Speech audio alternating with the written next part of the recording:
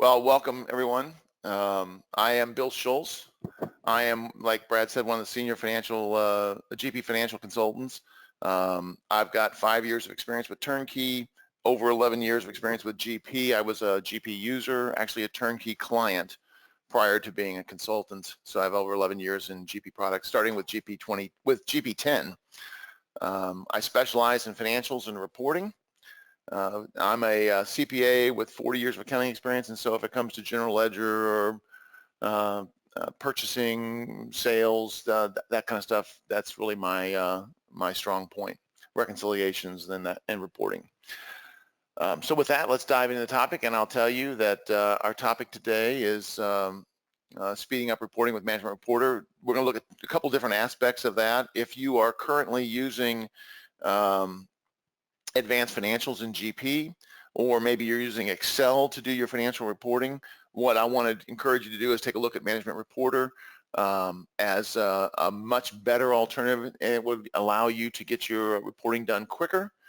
You set your reports up once, and it's kind of a point-and-click experience, and you can get a lot of information generated in a big hurry using a Management Reporter. So that's the speeding up aspect, is get your month-end reports out quicker without a lot of maintenance using Management Reporter. We'll also talk at the end of the presentation some technicalities for speeding up performance of Management Reporters. So for those of you who have larger shops and you think, gee, Management Reporter is kind of bogging down my system when I run reports, we'll talk a little bit about that at the end of the process. But the primary impetus of this discussion is going to be how to get Management Reporter up and running pretty quickly. We'll talk about the 4 building blocks. We'll talk about how to quickly create reports and make them so they're as maintenance-free as possible. And then, like I said, we'll talk about speeding up performance. And I will let you know that one of my things as a presenter that I don't do very well is timing. So I'm going to try very hard to hit that 30-minute mark.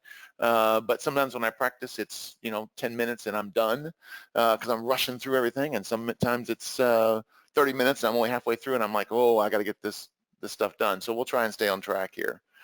All right. So how to get into MR. So first of all, you think, well, surely everybody knows this, but the truth is people don't know how to get into MR, how to kick off the Management Reporter module.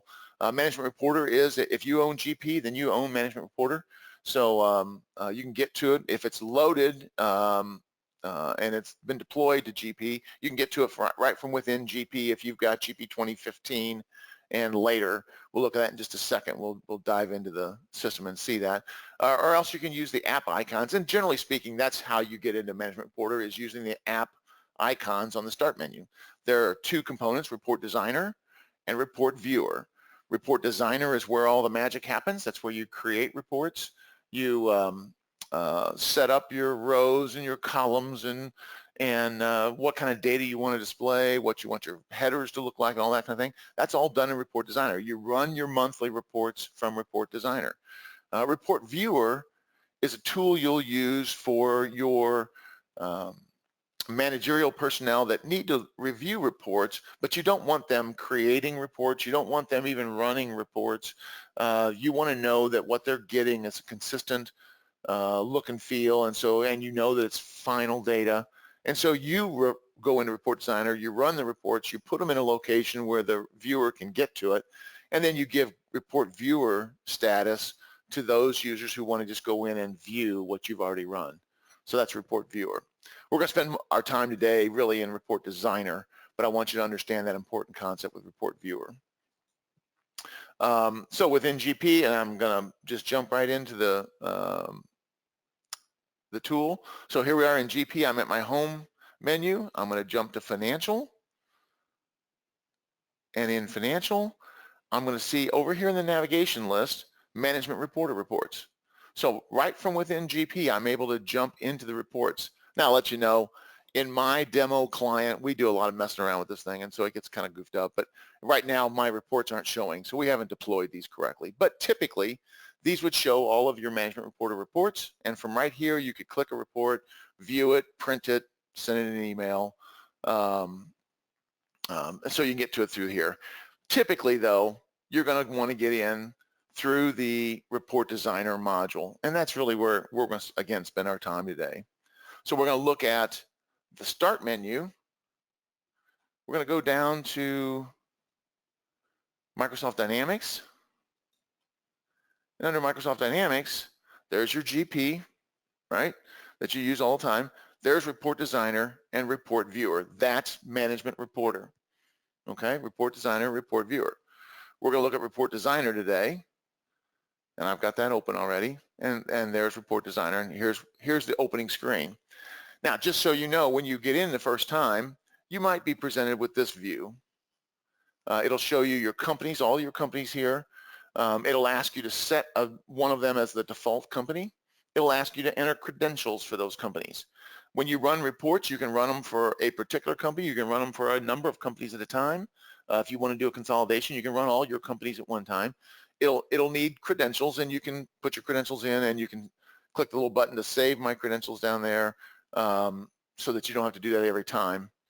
The credentials are definitely tied to the data in GP, so you're only going to be able to run data that you've been authorized to have in GP. So that's your opening screen. But then once you're in Management Reporter, here's what you're going to be presented with.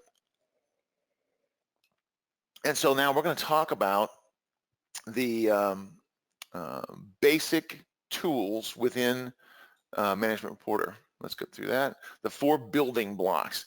So really, if you want to master Management Reporter, you need to understand the 4 building blocks of MR.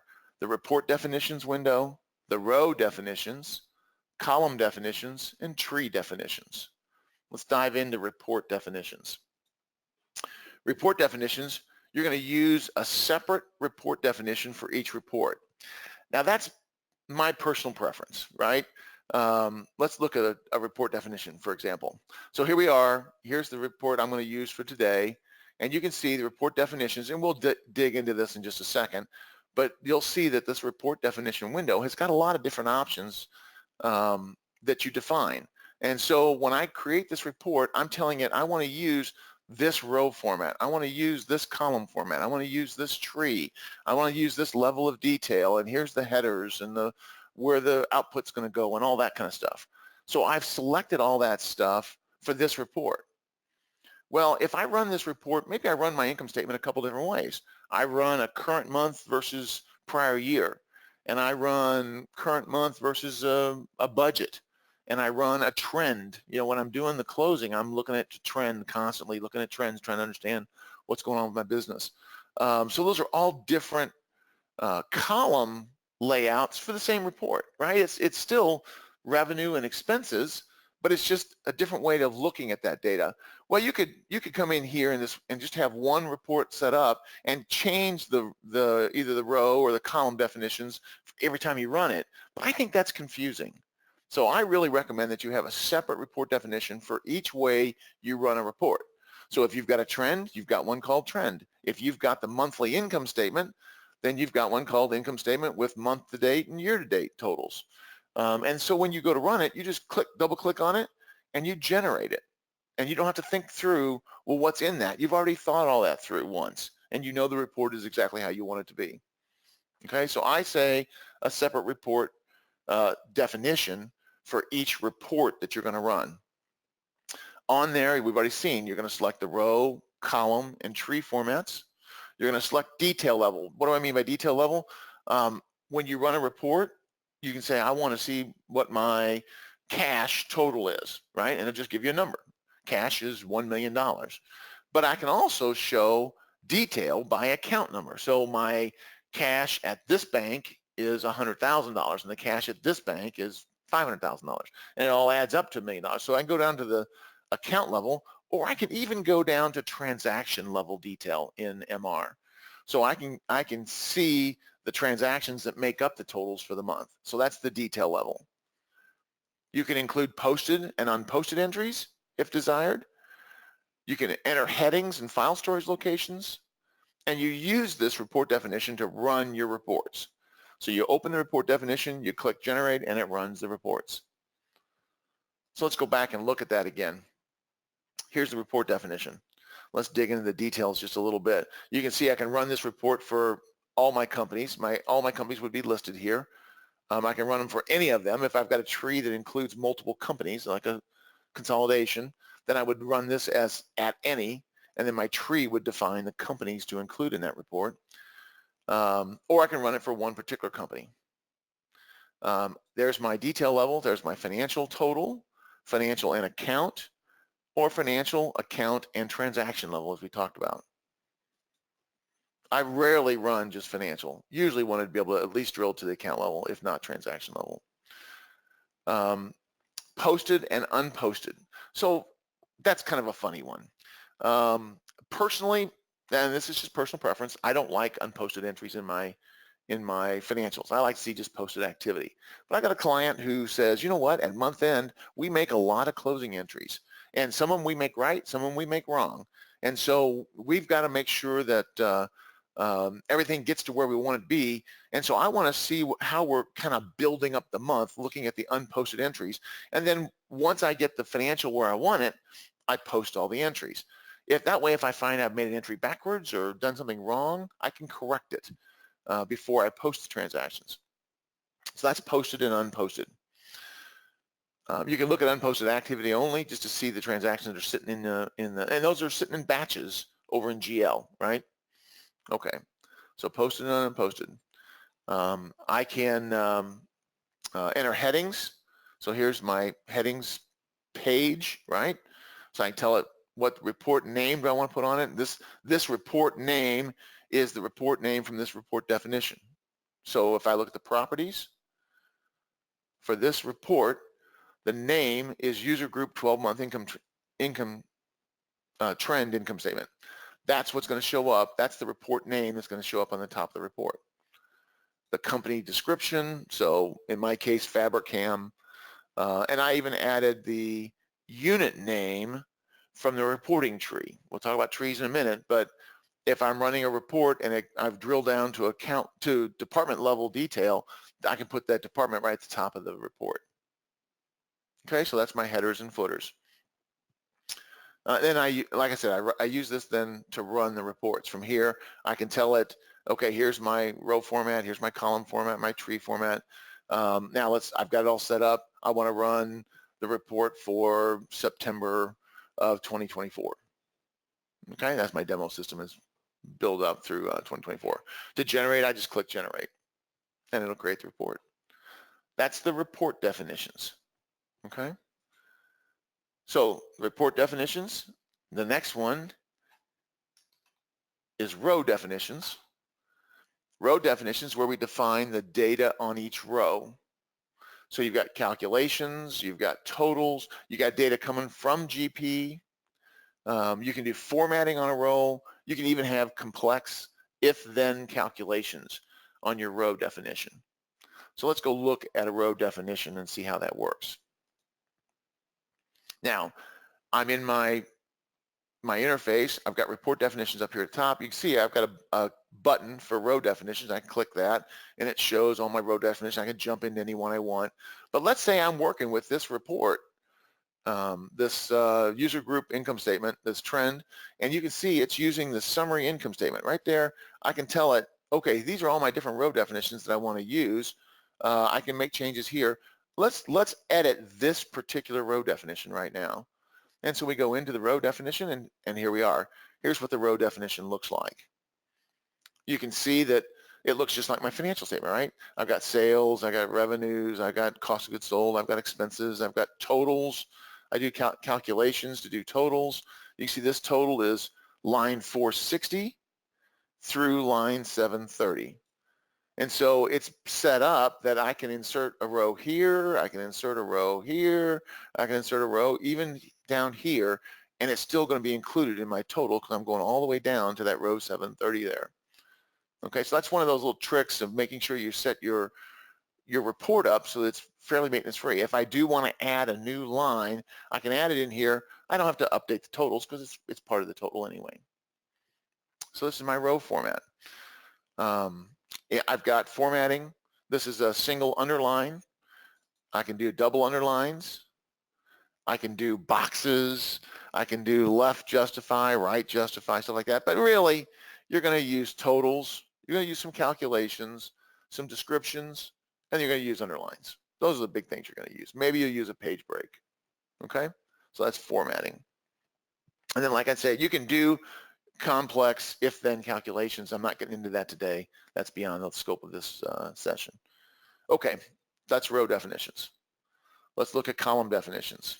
That's the next one. So again, I can pick column definitions and click to the one I want, or I can just click the little box here next to column definitions.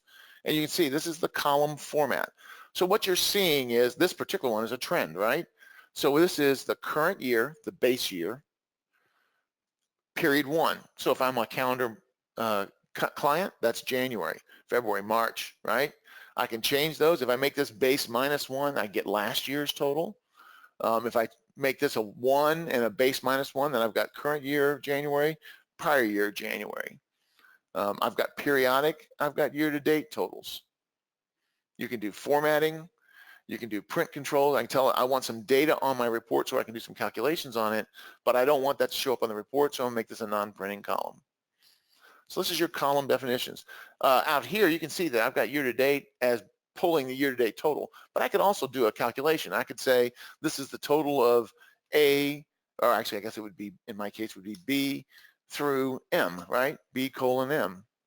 So that's how I'm going to I'm able to do, I can do calculations as well as, oh, I lost my year-to-date.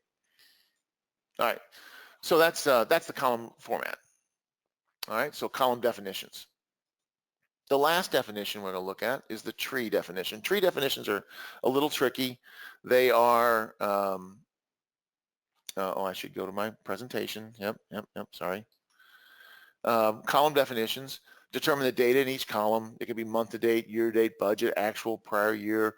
Lots of options there. You can do variance calculations. You can do calculations, do totals, variances, percent variances, change year over year, change month over month, stuff like that. You can make it fit the report that you're currently producing. You do formatting in the column definitions. You can do totals. We already talked about that. You can bring in document details in the column definitions. Okay, so let's go down to trees. Let's see, I did that wrong. Sorry. Trees. Tree definitions. On the tree definitions, you define the company, the department or unit, and this is where you get your drill downs. So this is, like I said, trees can be a little bit complex. I've got a pretty simple tree. Let's look at it. My tree is simply the summary of the whole business unit and then each of the departments. And those are defined as department 000 or division 000, division 100, division 200. That's a segment in my account number, right? And so this is a very simple tree to set up 100, 200, 300. And we'll see that if we look at the report. We can just look at that report. I'm going to pop it open and we'll see what that looks like. What I like about the trees, what that gives you the ability to do is easily drill down to the detail level. So here is a summary of all business, my whole business, but I can see the administration at a glance, accounting, etc. So you can see how that would set up for your department totals as well, for your departments as well as your divisions or units or even businesses if you've got separate companies in GP. Okay, so that's the 4 building blocks. Let's move on. Let's move on to quick entry tips. So how do I get, now that I understand what MR is, how do I get data into MR quickly? So here's some tips for getting data in, and I'm watching my time and see this is one of those times where I've gone long.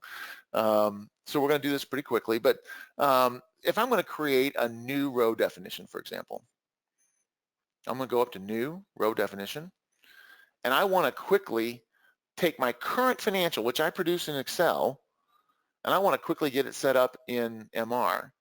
Well, I'm just going to simply copy from Excel and paste that right into MR. And I just did a Control-C and a Control-V, and there it is.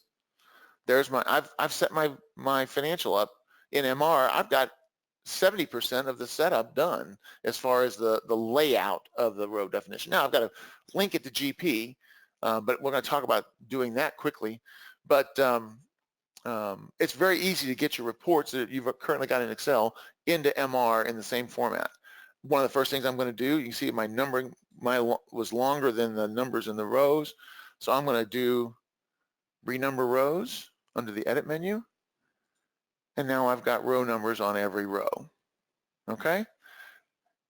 So then when you link to Excel, to GP, we want to link here. This is where we tell it, okay, what is that sales? How do I determine sales? Well, I could tell it the account numbers, right? I go in and say, well, it's account number 4000 and 4001 and 4002 and 4003. And then when I add a new 4004, I got to come in here and maintain this thing. Or the better situation is I tell it sales is my category in GP called sales. So if you set this up by categories, then as I add new accounts and they're added to the sales category, this report becomes self-maintaining. That's the beauty of Management Reporter. I don't have to do that every time. I don't have to maintain this as long as I'm consistent with my GP setup. And so what that's referring to is back on the financial tab, I'm going to go to the GP accounts, the cards, and we're referring to this category right here. Okay? So when I set up an account, I assign a category, like this is a cash account. I assign category cash. Well, that category is the category right here. So as long as I'm consistent in those categories and the way I assign them, then this report will be self-maintaining. Okay, so I can use categories in my rows to quickly create a report. Now, I'm not going to do that today. Would take too long. I did in a couple of my practices, but we're not going to today. You can see that this report that we've been looking at was set up with those categories right there. Okay, so there we go. That's categories, using categories. Two other things I want to talk about real quickly is from a formatting standpoint, you can use named formats. So we've got names up here for our formats: financial statement header, financial statement subheader, totals, whatever. You can create new ones. And so it's real easy to say, you know what, I want all of these to be financial statement totals, and so that's a consistent look.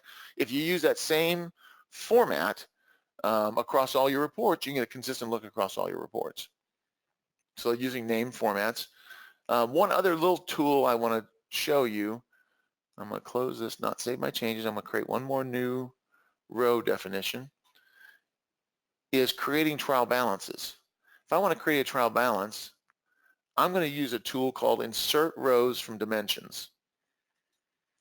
When I do that, it says, well, what do you want to insert? Well, I can specify that I want to show every account, but I don't want to break it down by a department, by division and department, or even account category. I just want the account numbers in there. So if I do this, you see when it's got the little ampersands, that's the variable that's going to be shown. When I say OK, it puts into here all of my main account numbers. So my 100, 1101, 1102, 1103.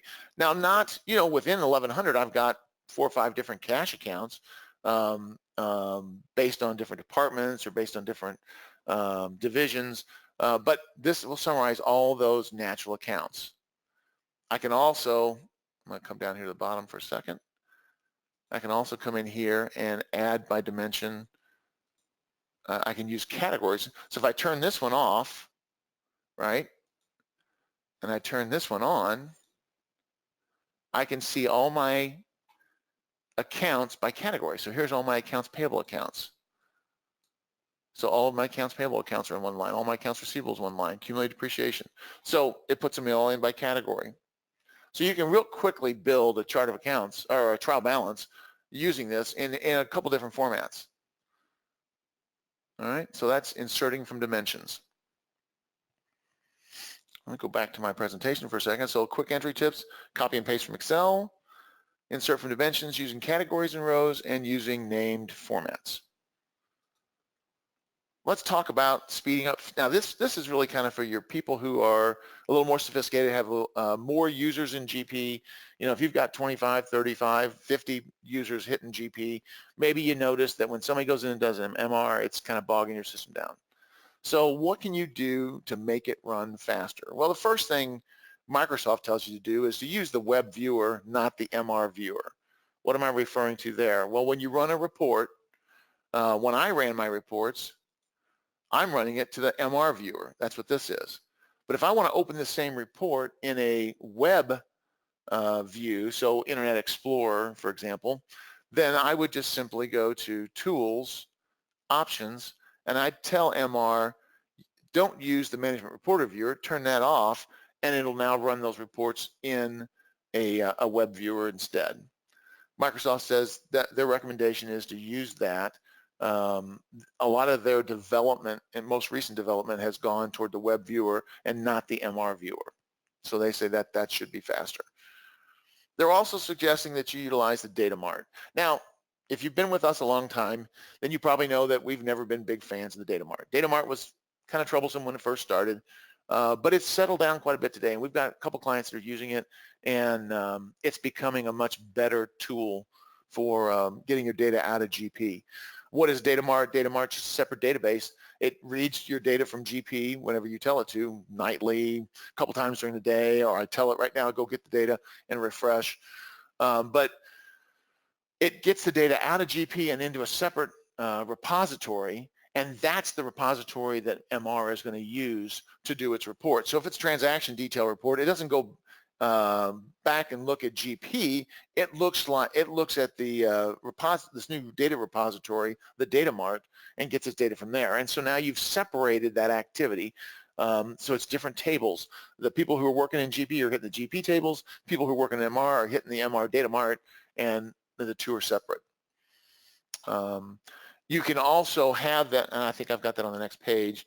You can also have a standalone server dedicated to Management Reporter, and that even further separates those activities. And then the last tip I'm going to say, and I'm just about out of time, so I think we're on track. The last tip is to archive and remove old copies of reports. Let's take a quick peek at that. This is something I don't think a lot of people realize is out there. When you're in your report viewer, come on, let me get to my library. Just do it this way. All right, when you're in report viewer and you've got this, here's the report we ran, that user group report we ran, you can look at your versions, and every time you run it, it's saved. So every time we run that, that report's been saved. So every time you run the report, this can get kind of big. And so the thing to do is to come in here and delete some of those old reports. You say, you know what, I don't need that one anymore, let's delete it. And it just deletes that occurrence of that report. It doesn't delete the whole report. I can still get to that last run report and still see it, but it deletes some of the historical stuff. So you need to go into those reports in your report library and remove those. Now, there's not a good tool for doing that. It's kind of go through each one. And so what you want to do is, you see your sizes. You want to pick the ones that are the biggest and go in. I didn't mean to open that. I meant to right-click on that. But you go into that and remove those historical versions. So you show versions, and you can delete those versions. Okay? Well, that's it. Brad, if we want to turn it over to questions, I think that's it for my slides. Excellent. Thanks, Bill. Can you hear me okay? Yes, I can. Okay, great. So we do have a question. The first one is from Carvel. How are you getting the drop-down menu in the report definitions and row definitions? The drop-down menu in the report definitions. Let's see what we're talking about here. So I'm in report definitions. I'm clicking on, if this is what we're talking about, on the row, I'm just clicking that little button right there next to where the name of the report is, and it's showing all of my options for that row. Same thing for column. So that's how I'm expanding that. I don't know if that's the question, but okay, that's how I got there. Carvel, if that doesn't answer your question, please feel free to follow up with me. You'll get our follow-up email either this afternoon or tomorrow. looks like he's got another question here. Or when you are in the report, each cell had a drop-down menu. Each cell had a drop-down menu. Okay.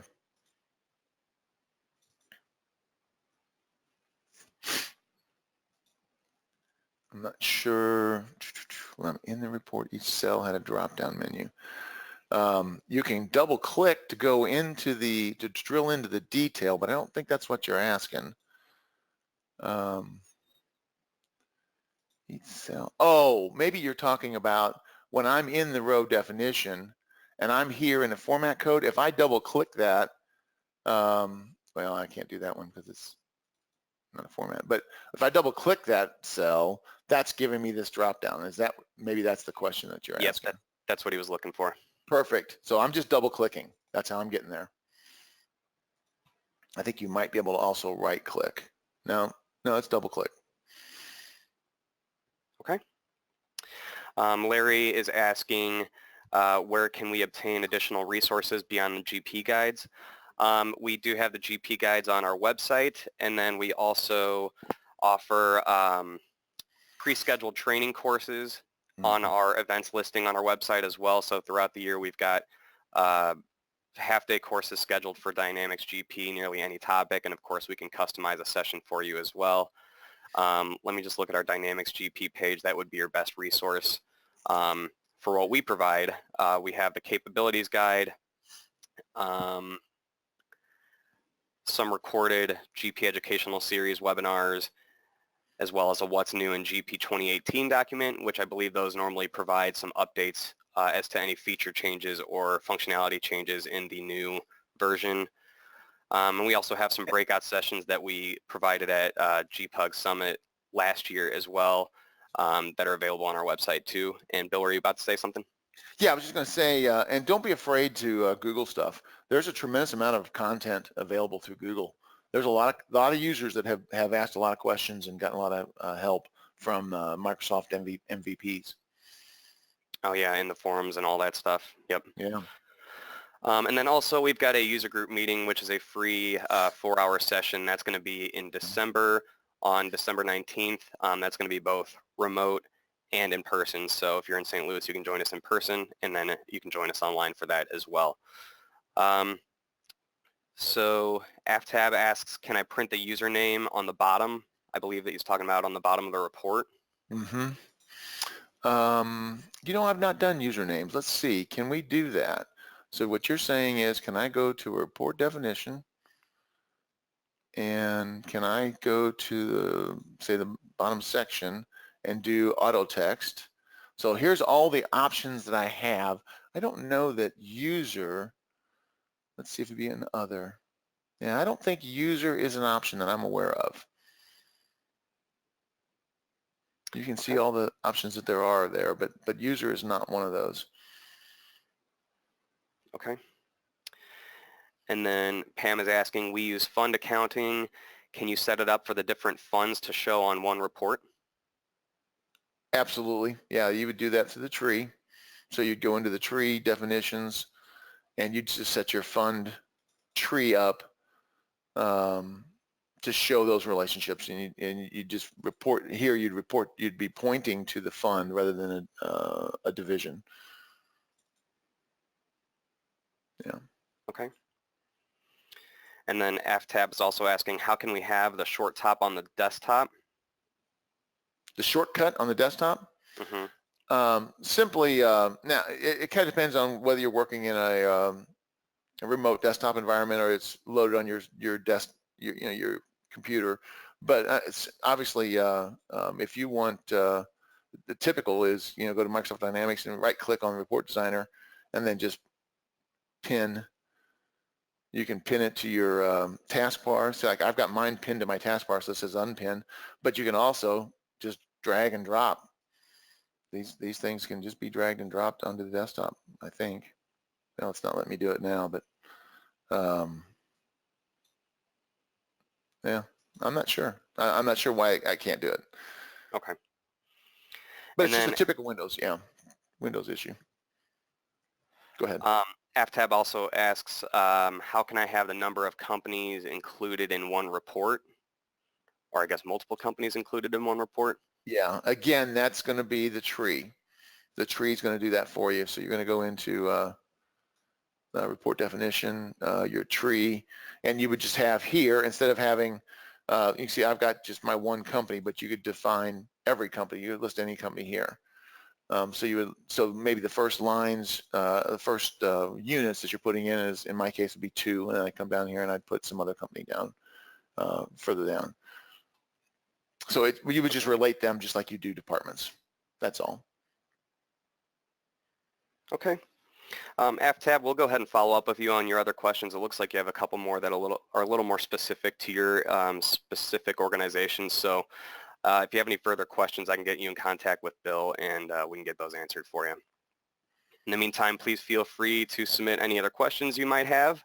Of course, if you don't get those answered right now, we can send those out, or you'll have our follow-up email, which will have our contact information. You can respond to that with your questions as well. And yeah, we'll send out the recording, the PowerPoint. Bill, did you have anything else that you wanted to add before we wrap up? I don't, other than just that Management Reporter is a great tool. If you look and you don't have it, you own it. You just need to have it loaded. That's all. And we can help you do that. Okay, great. And just a reminder for everybody to register for the next GP Educational Series. We'll have a link to that in the follow-up email as well, and that's going to be on October 23rd, and that's going to be focusing on Smart List favorites in Excel. Same time, and that's going to be presented by Sean Hunter. So Bill, thank you again for presenting with us. Everybody, thank you for joining us today. I hope you found this information helpful. If you have any questions, we'd be happy to help. And until next time, I hope everybody has a great day and a great rest of your week. Thank you.